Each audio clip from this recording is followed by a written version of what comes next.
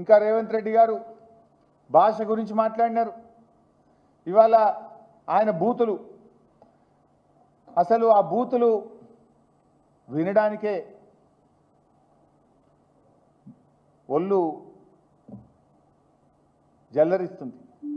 మీరు చూడండి ఆయన బూతులు. అసలు ఈ రాష్ట్రంలో నిన్నేదో పెద్ద నీతి మంత్రులు లెక్క మాట్లాడుతున్నాను. ఏమని ఇట్లా మాట్లాడొచ్చునా, ఈ రకంగా మాట్లాడితే మంచిదేనా అని చెప్పి నిన్న మాట్లాడుతుండు. అసలు ఈ బూతులకు ఆద్యుడెవరు? నువ్వు కాదా రేవంత్ రెడ్డి గారు?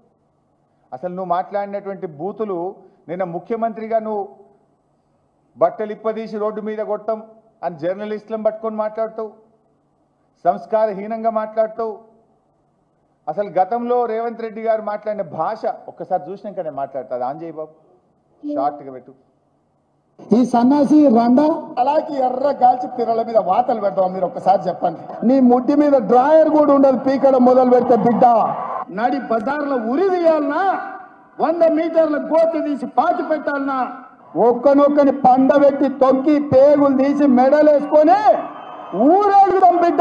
లోపల నా కొడుకులు ఛానళ్ళు ఉన్నాయి కదా అని అడ్డగొరిగేస్తే చూసుకుంటూ ఊకుంటా అంటారు. పండబెట్టి తొక్కి పేగులు తీస్తే గాడిద కొడుకులు నొక్కనొక్కని. అట్లాంటి లపుట్ నా కొడుకులకు నేను సమాధానం చెప్పను. దాని అమ్మ మొగుని ఇంట్లోనే అన్ని తెచ్చి చూపించుకోమని చెప్పు. టీవీలో వేసుకో, నాకు ఏం అభ్యంతరం లేదు.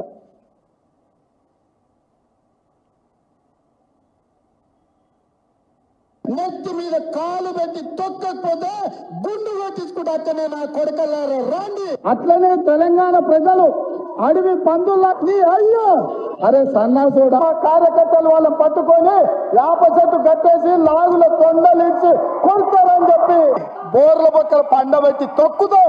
వేముల వీరేశాన్ని నల్గొండ క్లాక్ టవర్ దగ్గర బట్టలు పలిసి పిర్రలు వాళ్ళ దగ్గర కొడితే ఎట్లా జవాబు చెప్పాలి? గట్లనే చెప్తాను. మూసిగేసుకొని వస్తే మూసుకు ఊడవికి బట్టలు గుడ్డలు ఊడదీసి కొట్టా అని చెప్తున్నాను.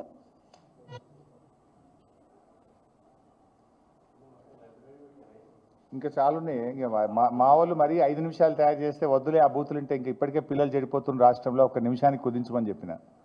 ఈ వ్యాఖ్యలు విని విని సమాజం చెడిపోతుంది, వద్దు 1 నిమిషం చాలని చెప్పిన. అంటే నేను అనేది ఏంటంటే, రేవంత్ రెడ్డి గారు నీ భార్యాబిడ్డలే భార్యాబిడ్డలా? ఎదుటి వాళ్ళకు భార్యాబిడ్డలు ఉండరా? ఎదుటి వాళ్ళకు అక్కా చెల్లెలు ఉండరా?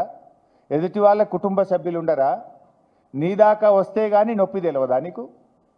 నువ్వు గతంలో కేసీఆర్ గారిని పట్టుకొని కాల్చిపారేయాలని మాట్లాడినావు, ప్రగతి భవన్ను పేల్చివేయాలని మాట్లాడినావు. ఇక నీ బూతులు ఆ నోట్తో నేను చెప్పలేను. ఆ బూతులు మాట్లాడితే నా నాలుక ఖరాబ్ అవుతుంది. కానీ అంత పచ్చి బూతులు మాట్లాడినావు నువ్వు. కానీ నిన్నేమంటున్నావు? ఇట్లా అంటారా అట్లా. మరి అప్పుడు గతంలో నువ్వు అసలు బాడీ షేమింగ్కు బ్రాండ్ అంబాసిడర్ నువ్వు కదా. కేటీఆర్ గారు కుమారుడు మైనర్ అబ్బాయి, పాపం ఆయన చదువుకునే ఒక స్కూలుకు వెళ్ళే విద్యార్థి. ఆ బాబుని ఆ పిల్లవాడిని పట్టుకొని కూడా నోటుకొచ్చినట్టు మాట్లాడినావు కదా.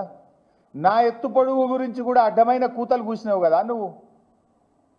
అసలు బాడీ షేమింగ్కు రాజకీయాల్లో అవకాశం ఉంటుందా? ఏం మాట్లాడుతావు నువ్వు? మనిషివా పశువువా నువ్వు? మనిషి అయితే అన్నం తినేటోడైతే ఇట్లా మాట్లాడాడు.